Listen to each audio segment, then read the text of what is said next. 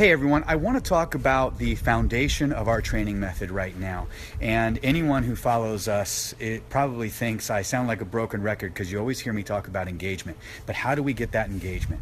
We need our dog wanting something from us. So we're going to want our dog to have a good, strong food drive for the learning process to proceed smoothly. If our dog doesn't want to take food, we're going to have to build up to that. And we're going to want to limit affection for marking just the right moments in the training process. So once we have our dog in a space where he's ready to take food from us, then we're going to start charging verbal markers in exchange for eye contact. So first I'm going to charge the verbal marker yes by getting a little eye contact from my dog, and then as soon as I get that eye contact, I say yes, and I move backwards with the food and lure them and make them chase the food down, and I turn this into a kind of a game. So I get that eye contact, and let her hold it a little while, yes, and move backward, let her seize the food reward. Once my dog is really getting this and it's becoming a lot of fun and I'm getting a lot of engagement, then I'm going to occasionally get that eye contact and say good and bring the food directly to my dog to eat. And so we are classically conditioning these verbal markers so that the sound of the word yes and the sound of the word good have a very similar feeling to the dog, sort of an involuntary response to the words that feels good to them. Alternatively, I get that eye contact, and instead of saying yes, I say good and deliver the food reward.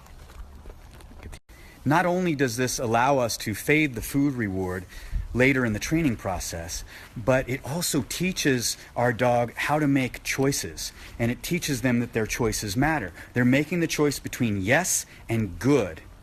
And that's significant because yes and good have two different meanings. Good means keep doing what you're doing, and I'll bring the food reward to you. Yes means you've done what I've asked, now come get your food reward.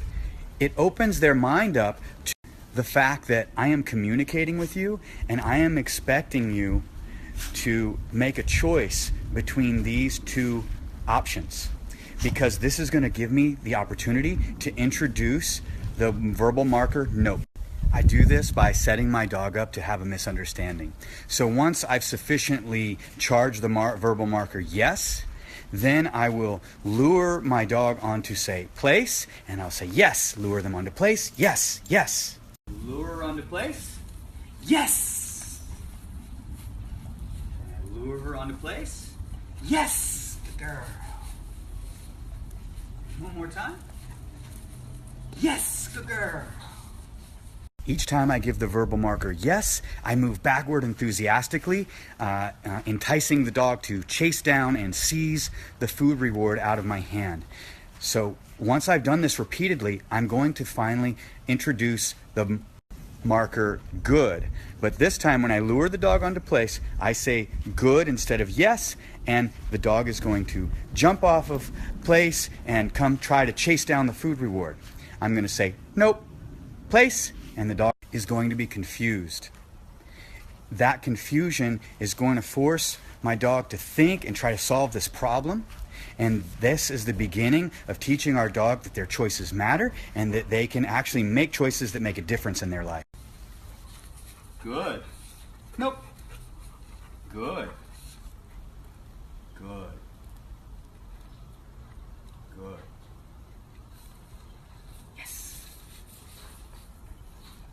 So while my dog is trying to figure out why he's not getting his food reward, I'm going to repeat the command, place, and I'm going to lure him onto the place, and when he gets there, I'm going to say good. If he jumps off, I'm going to repeat it all over again until he understands good means keep doing what you're doing. Nope means you're not doing what I want. And yes means come and get that food reward. We're going to play this like a game. We're going to do it over and over until my dog really understands these verbal markers. So now I'm going to start to name it. First the command. Place. Yes. Place. Good. Good. Excellent. this is going to make me very relevant in my dog's eyes. And I'm going to get a dog that's looking to me for guidance, because when my dog pays attention to me and understands this communication, I'm always guiding them to things that are good for them. Once my dog understands all this, I can start teaching my dog all kinds of new commands and layering over tools that enable me to communicate more clearly and cut through very high distraction so that I can get my dog's focus in any situation.